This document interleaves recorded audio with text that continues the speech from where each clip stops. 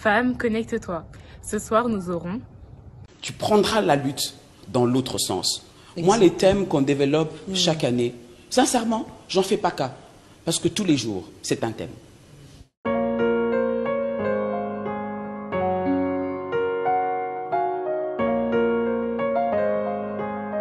Femme, connecte-toi à Jésus.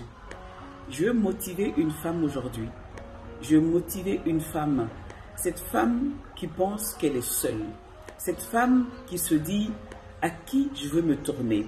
Cette femme qui traverse des moments tellement difficiles et qui croit qu'il n'y a personne qui pourra l'aider. Moi qui vous parle, après la mort de mon mari, j'ai traversé des zones d'ombre. J'ai traversé des moments de douleur, de moments de peine, de moments d'humiliation. Mais il y avait toujours une lueur quelque part, cette petite lumière qui était toujours allumée. C'était ma connexion avec Dieu. Cette connexion qui m'a permis d'abord d'avoir une intimité avec Dieu. Cette lueur d'espoir qui m'a permis de comprendre qu'avec le Seigneur, il y a toujours du bon. Et lorsque tu es connecté à Jésus, je rigolais parce que je me disais, waouh, quelle magnifique chose de découvrir qui est réellement Dieu pour nous. Ce Dieu qui nous aime sans arrière-pensée.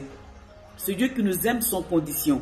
Parce que vous imaginez, lorsqu'on est attaché à son mari, on est attaché à une personne, cette personne, sans crier gare, part. C'est comme si vous a abandonné en vous laissant les enfants, en vous laissant tout.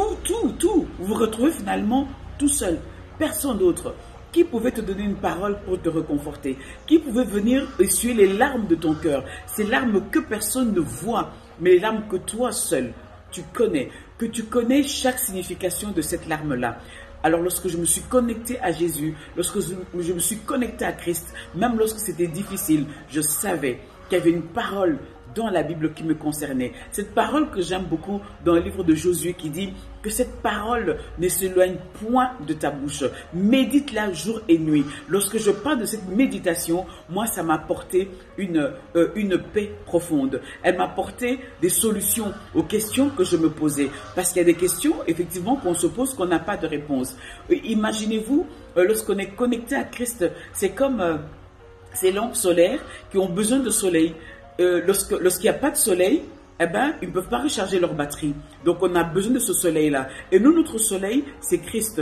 Parce que lorsqu'on est connecté à lui, même s'il n'y a pas de soleil, nous vivons. Nous avons cette joie. Nous avons cet amour. Nous ne sommes pas déconnectés. Même lorsque les problèmes arrivent, nous savons que nous avons un Dieu puissant, un Dieu qui est fidèle. Nous sommes comme l'électricité. Oui, Christ plutôt est comme cette électricité. Parce que s'il n'y a pas d'électricité, il y aura le délestage. Mais chez Christ, il n'y a pas le délestage. Chez Christ, il n'y a pas de coupure d'électricité pour ces personnes qui sont en permanence dans sa présence, en permanence dans la prière, en permanence en train de chercher sa face. Moi, je dis que lorsqu'on dit femme, sois connectée dans l'adoration avec Christ, sois connecté dans la prière avec Christ, sois connecté dans la louange avec Christ, sois connecté dans le moment de partage avec Christ, sois connecté au travers de ta foi avec Christ, sois connecté dans les œuvres avec Christ, sois connecté en imitant Christ, parce que lorsque tu imites Christ, tu es réellement connecté à lui. Et qu'est-ce que tu peux demander de plus?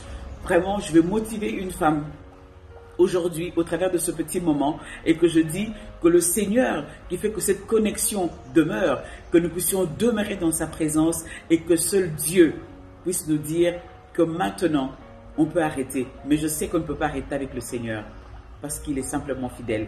Jusqu'à ce que Jésus revienne, restons connectés à lui.